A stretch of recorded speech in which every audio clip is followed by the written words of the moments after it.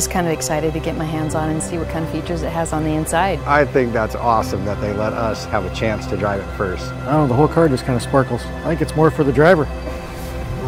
It's far more than I ever expected. I mean, it's just one of these cars that looks like it's actually going fast when it's parked. Yeah, how's that turbo feel? Oh yeah, I feel that instantly. Oh, that's phenomenal. I mean, it's just really luxurious. Yeah, you don't hear any noise outside. It's a wonderful feature. The tweaks that they've done or the adjustments they've made are so nice. You hit the gas, I could push you back in the seat a little bit. My first reaction is, wow. When do we get ours? It's a blast to drive. It's as comfortable as can be. Once again, Mazda has always put customers first.